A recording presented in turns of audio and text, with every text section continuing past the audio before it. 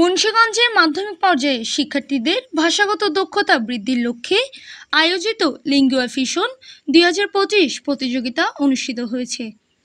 বৃহস্পতিবার 29 মে সকাল 10টায় সদর উপজেলা প্রশাসনের আয়োজনে উপজেলা পরিষদ সভাকক্ষে এই প্রতিযোগিতা অনুষ্ঠিত হয়।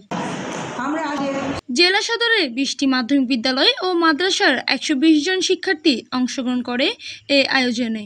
প্রতিযোগিতায় শিক্ষার্থীরা ইংরেজি ভাষায় বক্তৃতা, বিতর্ক এবং সৃজনশীল লেখা উপস্থাপন করে তাদের প্রতিভার স্বাক্ষর রাখে। অনুষ্ঠানে সভাপতিত্ব করেন সদর উপজেলার নির্বাহী অফিসার মোহাম্মদ মাহবুবুর রহমান।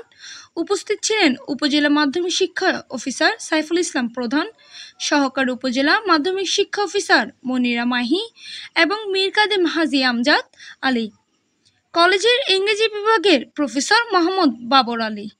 অনুষ্ঠানে বক্তারা বলেন, এই ধরনের আয়োজনে শিক্ষার্থীদের ভাষা দক্ষতা উন্নয়নের পাশাপাশি আত্মবিশ্বাস ও উপস্থাপনা ক্ষমতা বৃদ্ধিতে গুরুত্বপূর্ণ ভূমিকা রাখে। শিক্ষক, অভিভাবক ও শিক্ষার্থীদের সরব উপস্থিতিতে দিনব্যাপী এই আয়োজন প্রাণবন্ত হয়ে ওঠে। যারা এসেছেন ভাষাকে ভালোবেসে এবং তাদের দক্ষতা বৃদ্ধির আগ্রহ থেকে এখানে এসেছেন, আমি তাদেরকে অন্তরস্থল থেকে মোবারকবাদ জানাচ্ছি। আমরা সকলেই জানি ভাষা আমাদের একেবারে আদিমতম যোগাযোগ মাধ্যম। আমরা তখনও আমরা আমাদের মায়ের সাথে, পরিবারের সাথে একটা যোগাযোগ করতাম। যেমন আমি খুব আনন্দের সাথে লক্ষ্য করি, আমার একটা ছেলে সন্তান আছে, তার আনিসুর রহমান রলিনের পাঠন তথ্য ভিডিও চিত্রে PIB 71 টিভি।